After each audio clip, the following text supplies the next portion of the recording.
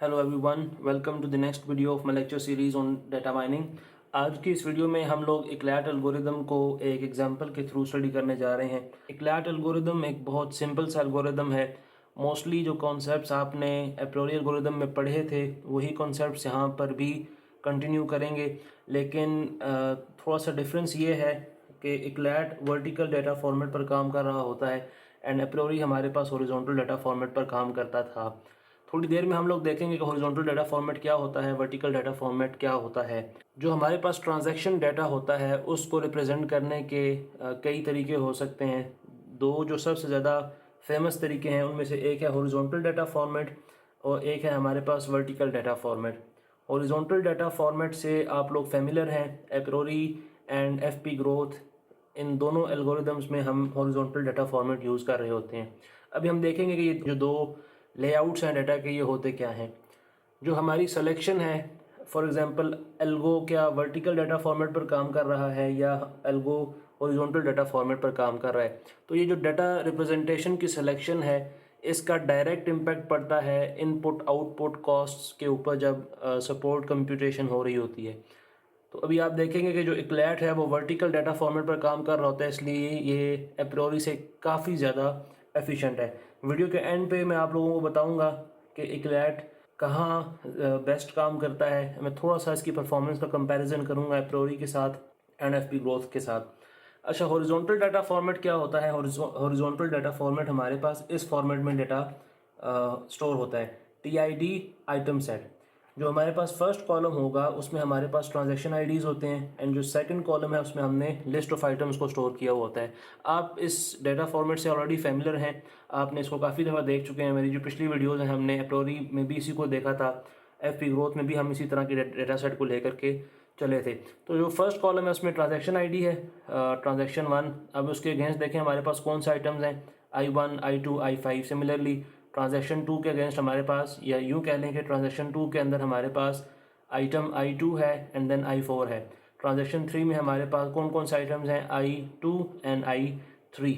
Vertical data format क्या होता है? वर्टिकल डाटा फॉर्मेट में हमारे पास जो डाटा है वो इस फॉर्मेट में होता है, आइटम टीआईडी सेट। मीन्स कि जो हमारा फर्स्ट कॉलम होगा, फर्स्ट कॉलम में हमने आइटम्स लिखने होते हैं। ये देखें I1, यहाँ पर देखें जो हमारे आइटम्स थे, अब आइटम्स आ रहे थे ट्रांजैक्शंस के अगेंस्ट इस तरह से सेकंड कॉलम के अंदर। यहाँ पर जो हमारे नंबर ऑफ आइटम्स हैं, जो हमारे आइटम्स हैं वो फर्स्ट कॉलम के अंदर आ रहे हैं। वो आइटम किस किस ट्रांजैक्शन में अपीयर हो रहा है, उन ट्रांजैक्शंस की जो ट्रांजैक्शन आईडीज़ हैं हम यहाँ पर स्टोर करते हैं, या हम उस आइटम के सामने उसके अगेंस्ट यहाँ पर लिख रहे होते हैं। तो ये हमारे पास ट्रांजैक्शन आईडी सेट्स का कॉलम होता है। डाटा को हम हॉरिजॉन्टल फॉर्मेट से वर्टिकल डाटा फॉर्मेट में कैसे लेकर आते हैं? बहुत सिंपल है। यहाँ हमारे पास देखें, हमने जो जितने भी हमारे पास आइटम्स हैं हम उन आइटम्स को लिख लेते हैं इस तरह से कॉलम में। यहाँ पर हमारे पास देखें आप, हमारे इस डाटा में I1 है, I2 है, I3 है, I4 है and then we have I5।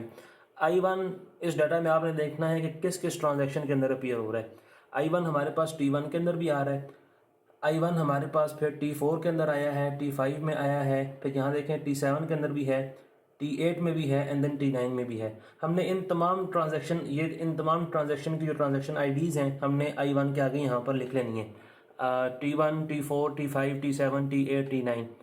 Similarly I2 हमारे पास कौन कौन सी ट्रांजैक्शंस के अंदर प्रेजेंट है हमने यहाँ पे इस डाटा में देखना है। फिर हमने उसके अगेंस्ट I2 के अगेंस्ट हमने उन तमाम ट्रांजैक्शंस का नाम लिख देना है कि I2 T1 में भी है, T2 में भी है, T3 में भी है, 4 6 8 एंड 9 में हमारे पास प्रेजेंट है।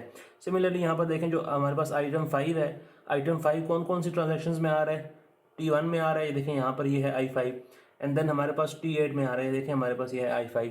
तो ये जो डाटा का लेआउट होता है जिसमें हम आइटम टीआईडी सेट्स इस तरह से हम डाटा को स्टोर कर रहे होते हैं, इस डाटा फॉर्मेट को हम कहते हैं वर्टिकल डाटा फॉर्मेट।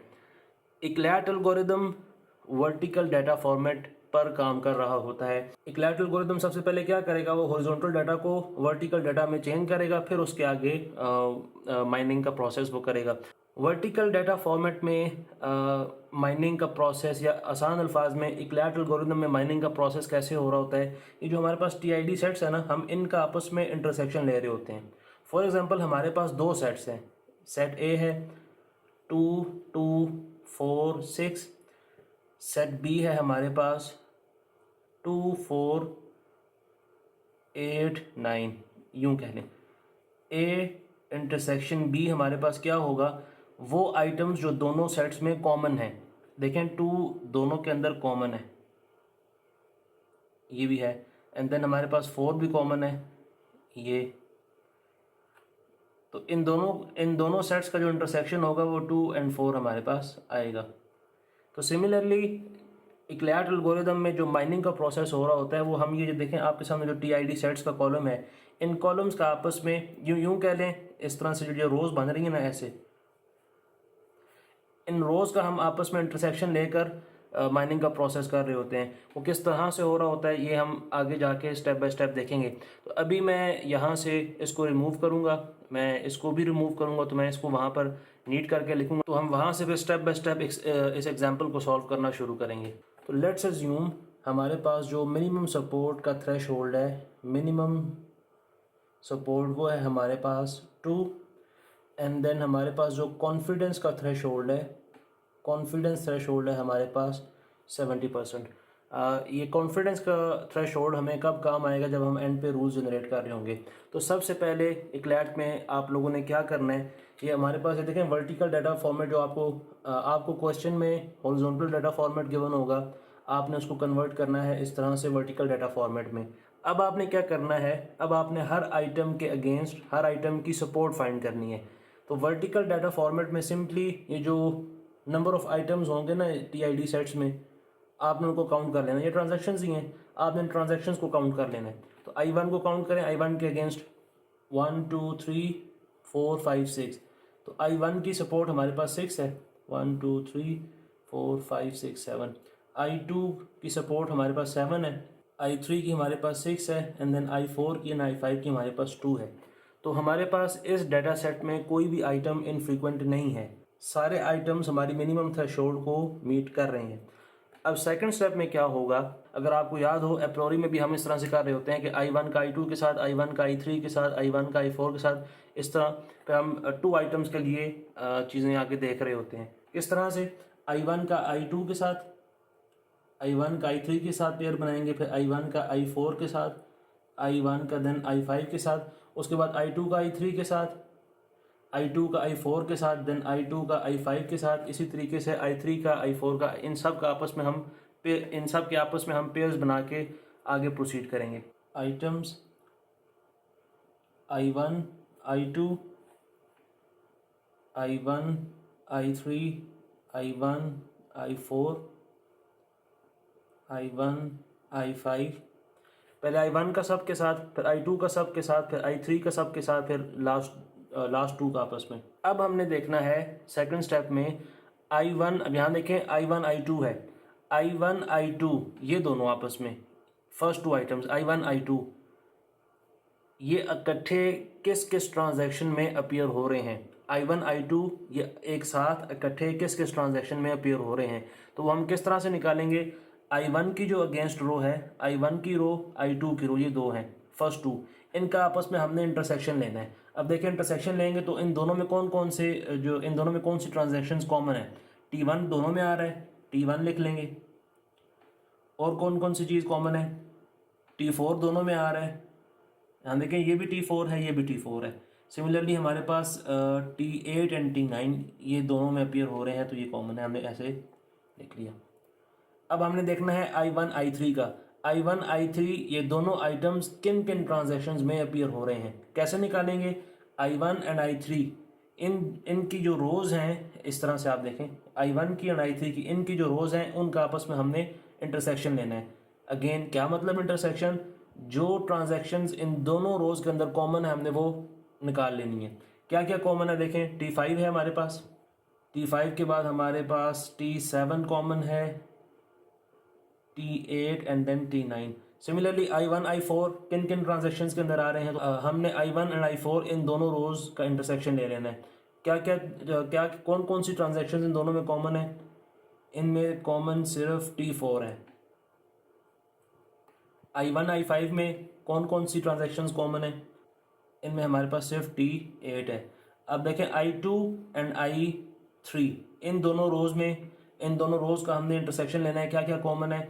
हमारे पास T3 है, T3, फिर है हमारे पास T6, देखिए T6 ये भी है, ये भी आ रहा है, फिर T8 and T9, T8 T9।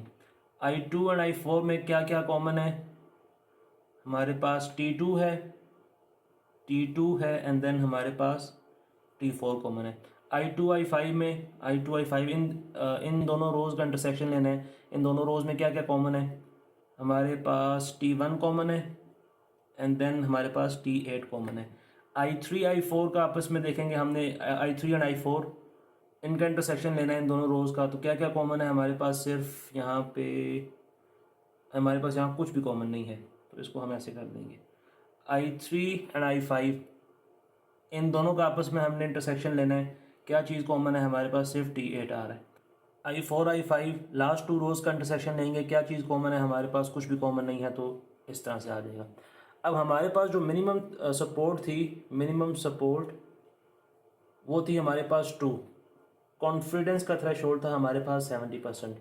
अब देखें, अब हमने यहाँ पर देखना है कौन कौन सी ट्रांजैक्शन या कौन कौन सी जो रोज़ हैं हमारी, या कौन कौन से आइटम सेट्स हमारे इस मिनिमम थ्रेशोल्ड पर पूरा नहीं उतर रहे। ये देखें, I4 I5 इसकी सपोर्ट है ही कोई नहीं, तो ये ज़ीरो सपोर्ट है इसकी, 0 is less than 2 of course, तो हमने इसको प्रूव कर दिया, इसको निकाल देंगे।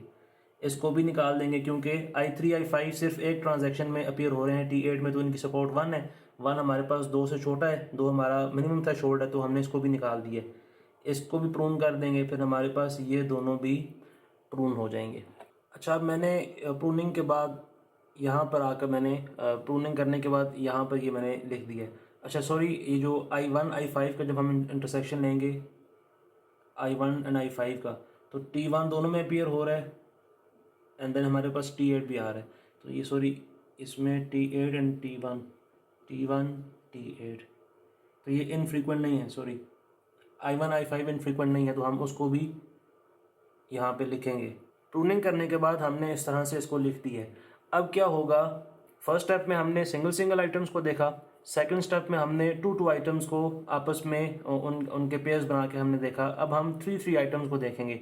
थ्री आइटम्स किस तरह से होंगे, अब यहाँ से हम नेक्स्ट जो है स्टेप करेंगे। यहाँ से एक चीज़ थोड़ी सी ट्रिकी सी है, मैंने ये चीज़ अपने एप्रोरी एल्गोरिदम के वीडियो लेक्चर में भी ये चीज़ एक्सप्लेन की थी मैंने बहुत डिटेल में। अगर आपने मेरी एप्रोरी की वीडियो नहीं देखी हुई तो आई वुड सजेस्ट कि आप जाकर वो वीडियोस भी मेरी देख लें। जब हम थ्री आइटम का पेयर बनाते हैं, अब यहाँ पर देखें I2 के पीछे क्या आ रहा है, I1 मीन्स के I2 का जो प्रीफिक्स है वो I1 है। सिमिलरली I3 का प्रीफिक्स यहाँ पे देखें I1 है। तो हमने पेयर सिर्फ उन दो आइटम्स का बनाना है, या हमने यूँ कह लें कि हमने पेयर सिर्फ उन दो आइटम सेट्स का बनाना है जिनका प्रीफिक्स सेम है। यहाँ देखें हमारे पास I1 है, इसमें भी I1 है, तो इन दोनों को हम कंबाइन कर सकते हैं। हम इनको कंबाइन करेंगे क्योंकि दोनों में जो फर्स्ट आइटम है या दोनों में जो प्रीफिक्स है I1 वो सेम है। I1 दोनों में I1 था तो हमने उसको 1 टाइम लिखा है, then I2 and then I3। अब यहाँ पर देखें I2 इन दोनों में देखें प्रीफिक्स सेम है, दोनों का फर्स्ट आइटम I2 है। हम इसको भी हम कंबाइन करके इसका पेयर बना सकते हैं। I2 दोनों में आ रहा है तो एक दफ़ा आएगा I2 I3 and then I4, ऐसे। ये 14 नहीं है, ये I है, मैं इसको इस तरह से लिखता हूँ। अब देखें इन दोनों में भी प्रीफिक्स सेम है, इनका भी हम पेयर बना सकते हैं। I2 दोनों में आ रहा है, I2 दोनों में आ रहा है, उसको 1 टाइम लिखेंगे, I2 then I4 and then I5।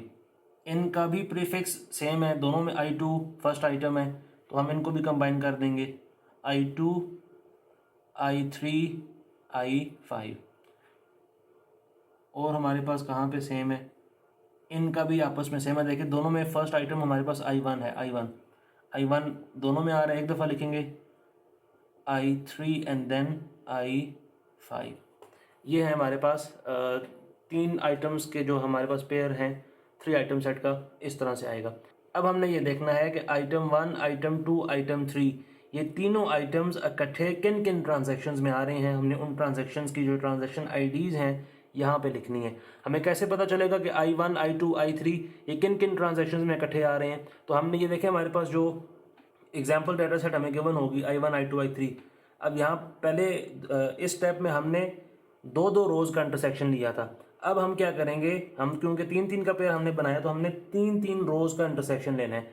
I1 I2 I3 इन तीनों रोज़ का हमने इंटरसेक्शन लेना है। वो ट्रांजैक्शन जो तीनों में कॉमन है हमने उनको उठा कर यहाँ पे लिखना है। अब यहाँ पर देखें कौन कौन सी ट्रांजैक्शंस ऐसी हैं जो तीनों में अपीयर हो रही हैं। अब देखें हमारे पास T8 आइटम 1 में भी है, T8 आइटम 2 में भी है, T8 आइटम 3 मतलब आइटम 3 वाले रो में भी है, T9 भी हम हमारे पास फर्स्ट रो में है, T9 भी हमारे पास I2 वाली रो के अंदर है, T9 हमारे पास I3 वाली रो के अंदर भी है। तो हमारे पास जो तीनों, जब इन तीनों रोज़ का हमने इंटरसेक्शन लिया तो हमारे पास जो कॉमन आइटम जो तीनों में आ रहे हैं, सॉरी जो कॉमन ट्रांजैक्शन जो तीनों में अपीयर हो रही हैं वो कौन सी हैं? T8 and T9। सेकंड को देखें I2 I3 I4, I2 I3 I4 इन तीनों में देखें कौन सी चीज़ कॉमन है। इन तीनों रोज़ का हमने इंटरसेक्शन लेना है तो इनमें कोई भी चीज़ कॉमन नहीं है, तो इसको हम ऐसे कर देंगे I2 I4 I5 last to and ये वाला I2 I4 ऐसे कर लें I2 I4 I5। इनमें क्या चीज़ कॉमन है हमारे पास? इनमें भी हमारे पास कोई चीज़ कॉमन नहीं है। अब हमने देखना है I2 I3 I5 के अगेंस्ट I2 I3 I5 इन तीनों रोज़ का इंटरसेक्शन लेंगे, क्या चीज़ इनमें कॉमन है हमने वो एक्सट्रैक्ट कर लेनी है। यहाँ पे हमारे पास T8 I2 में भी आ रहा है, T8 हमारे पास I3 के अगेंस्ट भी है, T8 इसमें भी है। तो T8 I1 I3 I5 I1 I3 I5 इन तीनों रोज़ का हम जब इंटरसेक्शन लेंगे, I5 में हमारे पास T8 है, I3 में भी T8 है, I1 में भी हमारे पास T8 है। T8 अच्छा यहाँ से हम देख लेते हैं हमने कोई रूल कोई आइटम छोड़ तो नहीं दिया। हाँ, ये लास्ट वाले का इसके साथ भी बनता है, इसके साथ भी पेयर बनता है। I1 दोनों में I1 आ रहा है, एक दफ़ा लिखेंगे एंड देन हमारे पास I2 I1 I2 फिर हमारे पास है I5 I1। मैं थोड़ा सा इसको ना क्लियर करके लिख लेता हूँ, सॉरी ये मिस हो गया था। I1 I2 I5। अब हमने I1 I2 एंड I5 इन तीनों रोज़ का इंटरसेक्शन लेना है, कौन सी ट्रांजैक्शंस इन तीनों रोज़ में कॉमन है। अब हमने जब देखा तो हमारे पास T1 देखें, T1 हमारे पास I1 में भी है, T1 हमारे पास I2 में भी है, T1 हमारे पास I5 में भी है। T1 आगे देखें हमारे पास कौन सी चीज़ तीनों में कॉमन है। ये देखें T8 I5 में भी है, T8 I2 में भी है, T8 I1 में भी है, T8। अब अगेन इस स्टेप में हम ये देखेंगे कि कौन सी जो रोज़ हैं हमारी या कौन से आइटम सेट्स हमारे इनफ्रीक्वेंट है, कौन से आइटम सेट हमारे मिनिमम थ्रेशोल्ड को पूरा नहीं कर रहे। यहाँ पर देखें I1 I3 I5 ये इस आइटम सेट की सपोर्ट हमारे पास 1 है क्योंकि ये एक ट्रांजेक्शन में आ रहा है। I2 I3 I5 ये आइटम सेट भी एक ही ट्रांजेक्शन में आ रहा है और इन दोनों की सपोर्ट 1 है। हमारे पास जो मिनिमम थ्रेशोल्ड है 2 है, ये हमारी मिनिमम थ्रेशोल्ड को मीट नहीं कर रही तो हम इसको प्रून कर देंगे, ये भी निकल जाएगा, इसकी भी प्रूनिंग हो जाएगी। इन दोनों की तो सपोर्ट ही ज़ीरो, ये तो किसी भी ट्रांजेक्शन में अपीयर नहीं हो रहे तो हमने इन दोनों को भी निकाल देंगे। तो हमारे पास, मैं यहाँ से इधर ले आता हूँ, आई होप कि आपको यहाँ पे ये विजिबल है। अच्छा, अब हमने अगेन सबसे पहले हमने सिंगल सिंगल आइटम्स को देखा, यहाँ पर हमने 2 आइटम्स के पेयर बनाए, इधर आकर हमने 3 आइटम्स को देखा। अब हम यहाँ से 4 आइटम्स के पेयर बना के देखेंगे। अगेन यहाँ पर देखें प्रीफिक्स दोनों में I1 है, इस आइटम सेट का भी प्रीफिक्स I1 है, इस आइटम सेट का भी प्रीफिक्स I1 है, प्रीफिक्स सेम है, हम इन दोनों को कंबाइन कर सकते हैं। I1 दोनों में था, एक दफ़ा लिखा I2 I3 I5। अब हमने इन चारों I1 I2 I3 I5 अब हमने इन चारों रोज़ का इंटरसेक्शन लेना है, कौन सी ट्रांजैक्शंस इन चारों रोज़ के अंदर कॉमन है। अब जब हम काउंट करेंगे या जब हम इस डाटा सेट में देखेंगे कि कौन सी ट्रांजैक्शन इन चारों रोज़ के अंदर कॉमन है, तो हमारे पास ये देखें T8 I5 में भी है, I3 में भी है, I2 में भी है, I1 में भी है, T8 और हमारे पास कोई भी चीज़ कॉमन नहीं है। तो इस वाले आइटम सेट की जो सपोर्ट है वो 1 है, हमारे मिनिमम थ्रेशोल्ड को पूरा नहीं कर रही तो हम इसको कंसिडर नहीं करेंगे। तो इसका मतलब जो हमारे पास फ्रीक्वेंट आइटम सेट्स हैं जो इक्लैट ने हमें माइन करके दिए हैं वो ये 2 आइटम सेट्स हैं, यूँ कह लें ये 2 आइटम सेट्स जो हमारे पास हैं ये हमारे पास फ्रीक्वेंट 3 आइटम सेट्स हैं। ये सारे हमारे पास फ्रीक्वेंट वन आइटम सेट्स हैं। ये हमारे पास फ्रीक्वेंट 2 आइटम सेट्स हैं। ये हमारे पास फ्रीक्वेंट 3 आइटम सेट्स हैं। अच्छा, अब यहाँ से आगे हम लोग क्या करेंगे, हम लोग रूल्स जनरेट करेंगे। अच्छा, मैंने थोड़ा सा बोर्ड क्लीन किया है। अच्छा जी, ये हैं हमारे पास फ्रीक्वेंट 1 आइटम सेट्स, ये हमारे पास फ्रीक्वेंट 2 आइटम सेट्स हैं, ये हमारे पास फ्रीक्वेंट 3 आइटम सेट्स हैं। अब हम रूल्स जनरेट करेंगे। वैसे तो नॉर्मली इस तरह से होता है, यहाँ से जितने भी जो एंड पे हमारे पास फ्रीक्वेंट 3 आइटम सेट्स आ रहे होंगे, हम उनके अगेंस्ट सब के ही रूल्स जनरेट कर रहे होते हैं। लेकिन मैं आपको किसी एक का उठा के मैं आपको रूल जनरेट करके दिखाऊंगा। लेट्स से मैं ये रूल 2 है, सॉरी जो फ्रीक्वेंट आइटम सेट 2 है ये वाला, मैं इसके अगेंस्ट रूल जनरेट करता हूँ। अच्छा, अब इस वाले को मैंने एक्सपैंड करके ये रूल्स मैंने बना दिए हैं। रूल जनरेट कर लिए। अब हम कॉन्फिडेंस फाइंड करेंगे। कॉन्फिडेंस का क्या फार्मूला होता है? कॉन्फिडेंस का हमारे पास, मैं अब इन सब के अगेंस्ट आपको मैं फार्मूला यहाँ पे मैं बता देता हूँ। Support of I1 I2 I5 divided by support of I1। Similarly इस सेकंड रूल के लिए हमारे पास जो कॉन्फिडेंस का फार्मूला है वो है support of I2 I1 I5 divided by support of I2। Support of I5 I1 I2 divided by support of I5। Rules क्या होते हैं, रूल्स कैसे जनरेट करते हैं, कॉन्फिडेंस क्या होता है, कॉन्फिडेंस का क्या फार्मूला है, कॉन्फिडेंस हमें क्या बता रहा होता है, इन सारी चीज़ों पर, इन सारे कॉन्सेप्ट्स पर मैंने डिटेल में डिस्कशन की है अपने एप्रोरी एल्गोरिदम के लेक्चर के पार्ट 2 में। अगर आपने वो पार्ट अभी तक नहीं देखा है, अगर आपने एप्रोरी एल्गोरिदम के दोनों लेक्चर्स मेरे अभी तक नहीं सुने हैं, तो आई वुड सजेस्ट कि आप वो वीडियोज़ जाकर देख लें। मैंने डिटेल में ये चीज़ें वहाँ पर भी पढ़ाई हैं। अच्छा, इन शॉर्ट कॉन्फिडेंस हमें रूल्स की रिलायबिलिटी के बारे में बताता है। अच्छा, अब हमने सिंपली इन फार्मूलाज में चीज़ें पुट करनी है और कॉन्फिडेंस फाइंड करना है। Support of I1 I2 I5 कैसे सपोर्ट काउंट होगी, ये देखें I1 I2 I5। सिंपली आपने जो नंबर ऑफ ट्रांजेक्शन्स है ना, उनको बस काउंट कर लेना है। T1 T8 दो हैं, तो इसका मतलब है सपोर्ट इसकी 2 है। 2 divided by support of I1 की सपोर्ट हमारे पास क्या है, 1 2 3 4 5 6। 2 डिवाइडेड बाय 6, तो ये हमारे पास आ जाएगी 33%। I1 I2 I5 2 सपोर्ट है, divided by support of I2 की सपोर्ट हमारे पास थी 1 2 3 4 5 6 7। 2 divided by 7 which is 29%। I1 I2 I5 इसकी सपोर्ट है हमारे पास यहाँ से 2 divided by support of I5। Support of I5 है हमारे पास 2 डिवाइडेड बाय 2 हमारे पास 1 होता है, विच इज़ 100%। अब देखें, हमारे पास हमने एज्यूम किया था कि हमारे पास जो कॉन्फिडेंस थ्रेशोल्ड है, मिनिमम कॉन्फिडेंस थ्रेशोल्ड, वो हमारे पास 70% है।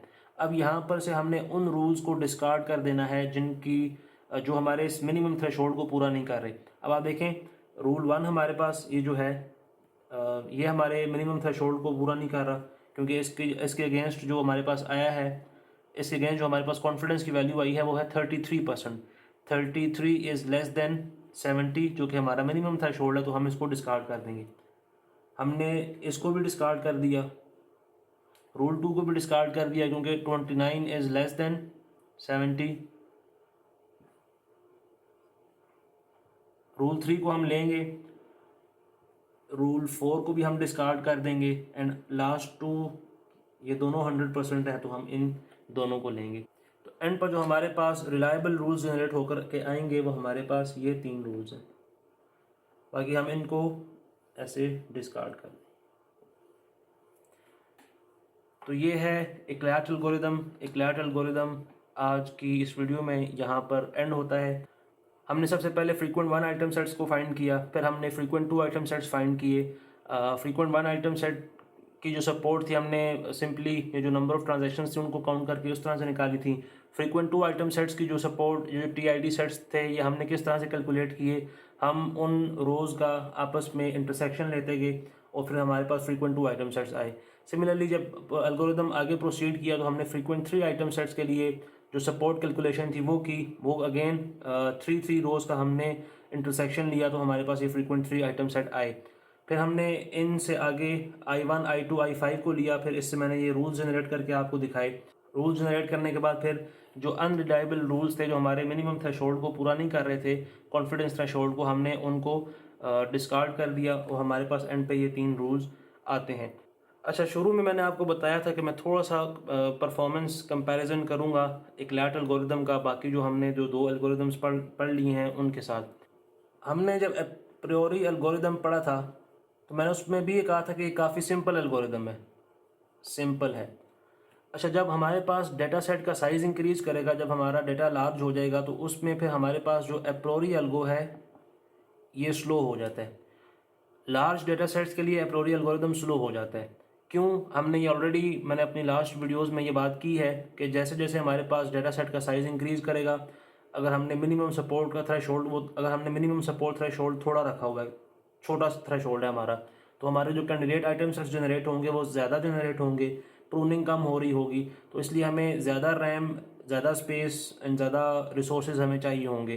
तो जैसे जैसे डेटा सेट का साइज़ इंक्रीज़ करेगा, time and space complexity increase करती जाएगी और ये एल्गो अल्टीमेटली हमारे लिए लार्ज डेटा सेट के लिए स्लो हो जाएगा। फिर हमने पढ़ा था FP ग्रोथ। FP ग्रोथ हमारे पास फास्ट एल्गोरिदम है, fast for large data set. Large data set में एप्रियोरी स्लो था, फिर हमने FP ग्रोथ को देखा। FP ग्रोथ जो ट्रांजैक्शन डाटा होता है उसको कंप्रेस करके FP ट्री में कर देता है। तो जो हमारे पास एप्रियोरी एल्गो जो स्लो हो रहा था लार्ज डेटा सेट्स के लिए, FP ग्रोथ ने आकर के इस शॉर्टकमिंग को एड्रेस किया। FP growth algorithm one of the fastest algorithm है लार्ज डेटा सेट्स के लिए और अभी भी इसकी बहुत सी एप्लीकेशंस है। FP growth large data set के लिए एप्रियोरी से ज़्यादा एफिशिएंट है। फिर आज हमने जो बात की इक्लेट की जो स्पीड है वो मीडियम से फास्ट है। एप्रियोरी से बेहतर है, मीडियम टू फास्ट है। अब अगर हम इन दोनों का आपस में कंपैरिजन करें, इक्लेट का और FP ग्रोथ का, तो FP growth is good for large data set, Eclat is good for, ये हमारे पास गुड है किसके लिए? डेंस डेटा सेट्स के लिए। डेंस डाटा में लार्ज डेटा सेट में क्या डिफरेंस है? लार्ज डेटा सेट में सिंपली हमारे पास जो नंबर ऑफ रोज होते हैं या जो नंबर ऑफ ट्रांजैक्शंस हैं वो ज़्यादा होती हैं। इस तरह से TID का जो होता है कॉलम, ट्रांजैक्शन 1, 2, 3, 4, ये जो नंबर ऑफ रोज हैं इंक्रीज करती जाएंगी। ट्रांजैक्शन IDs उसमें हमारे पास सिंपली स्पीकिंग ट्रांजैक्शन IDs या जो नंबर ऑफ ट्रांजैक्शंस हैं वो ज़्यादा होती हैं। डेंस डेटा सेट में क्या होता है कि नंबर ऑफ ट्रांजैक्शन हो सकता है थोड़ी हो as compare to large data set, लेकिन हर TID के अगेंस्ट जो हमारे पास नंबर ऑफ आइटम्स होंगे, जो आइटम सेट्स होंगे, वो हमारे पास ज़्यादा होंगे। फॉर एग्जांपल यहाँ पर देखें हमारे पास कितने नंबर ऑफ, यहाँ पर देख लें, लेट्स से TID में हमारे पास है ब्रेड बटर, कितने नंबर ऑफ आइटम्स हैं? 2। अगर यहीं पर हमारे पास 50 नंबर ऑफ आइटम्स होते, 50 आइटम्स होते, तो फिर ये रो 1 में भी 50 आइटम्स हैं, रो 2 में लेट्स से 100 आइटम्स हैं, रो 3 में भी हमारे पास 40 आइटम्स हैं, तो ज़्यादा नंबर ऑफ आइटम्स हमारे पास अपीयर हो रहे हैं अगेंस्ट एवरी ट्रांजैक्शन। तो इसका मतलब है कि डेंस डाटा में हमारे पास ज़्यादा इन्फॉर्मेशन जो है वो पैक हुई हुई होती है, तो इसको कहते हैं डेंस डाटा। लार्ज डाटा में जो हमारे पास नंबर ऑफ रोज़ हैं वो इंक्रीज़ करती हैं, यानी कि नंबर ऑफ ट्रांजैक्शंस हैं वो इंक्रीज़ कर रही होती हैं। डेंस डाटा में हमारे पास जो नंबर ऑफ आइटम सेट्स हैं वो ऐसे इंक्रीज़ कर रहे होते हैं। तो डेंस, जब हमारे पास डाटा डेंस होगा तो डेंस डाटा के लिए इक्लेट ज़्यादा एफिशिएंटली काम करता है, जल्दी सपोर्ट कंप्यूटेशंस हो रही होती हैं, सपोर्ट कैलकुलेशन फास्ट होती है। क्यों फास्ट होती है? वर्टिकल डाटा फॉर्मेट की वजह से, क्योंकि इसमें हम सिंपली इंटरसेक्शंस लेकर सपोर्ट कैलकुलेट कर रहे होते हैं। किस तरह से हो रही होती है भी आपने पीछे देख ली है। और जब हमारे पास डाटा सेट लार्ज होगा तो उसमें फिर हमारे लिए FP ग्रोथ एफिशिएंटली काम करेगा। स्मॉल डाटा सेट्स के लिए एप्रियोरी सिंपल है, स्मॉल डाटा सेट के लिए भी काम कर जाएगा, लेकिन जब डाटा का साइज इंक्रीज करेगा तो फिर हमने इन दोनों में से किसी के साथ जाना होता है। तो this is it about Eclat algorithm. I hope कि आपको मेरी वीडियोस पसंद आ रही हैं। अगर आपको कुछ नया सीखने को मिल रहा है तो do like, share and subscribe my channel. मिलते हैं आपसे किसी नेक्स्ट वीडियो में किसी एक नए एल्गोरिदम के साथ। Thank you so very much.